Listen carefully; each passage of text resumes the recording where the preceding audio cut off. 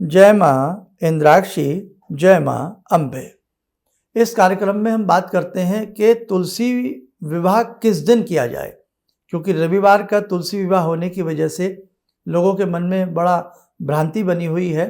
और भीष्म पंचक का व्रत कब से रखा जाए, तो आइए अब जान लेते हैं।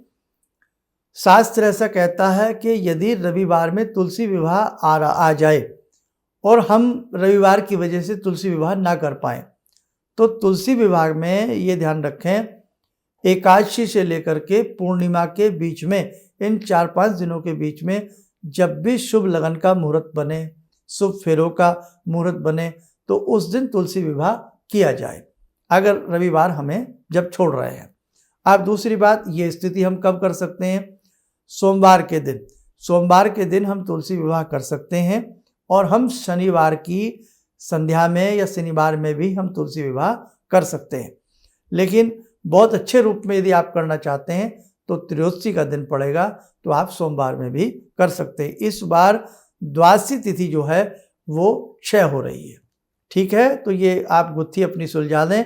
आप प्रेम पूर्वक तुलसी विवाह सोमवार में कर लें, या फिर आप शनिवार में भी कर सकते हैं, कोई इसमें पाप नहीं है, कोई दोष नहीं है।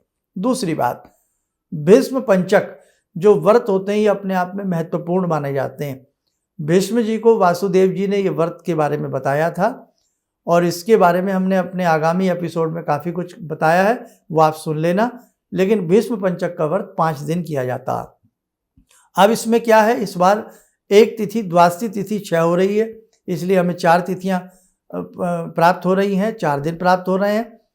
तो आप इसे 2 नवंबर की सुबह से, जब सूर्य उदय के साथ देवउठनी एकादशी है, तो सूर्य उदय के साथ ही आप इस व्रत को अपना प्रारंभ कर सकते हैं।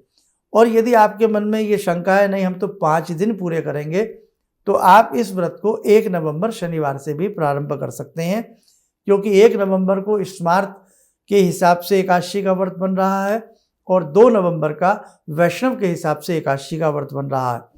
और आप यदि सूर्य उदय के साथ की तिथि को ही लेना चाहते हैं, तो आप देव उठनी एकादशी का समस्त पूजन, समस्त व्रत आदि जो आप 1 तारीख उसको 2 नवंबर को प्रेम पूर्वक कर सकते हैं।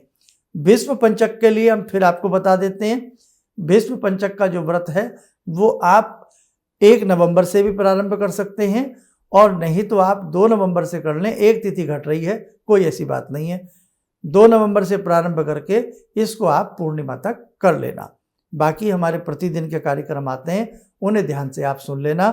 तुलसी विवाह के बारे में हमने आपको बोल दिया, सोमवार भी कर सकते हैं, सोमवार करें और अच्छा है, और नहीं तो फिर आप इसको शनिवार की उसमें भी कर सकते हैं।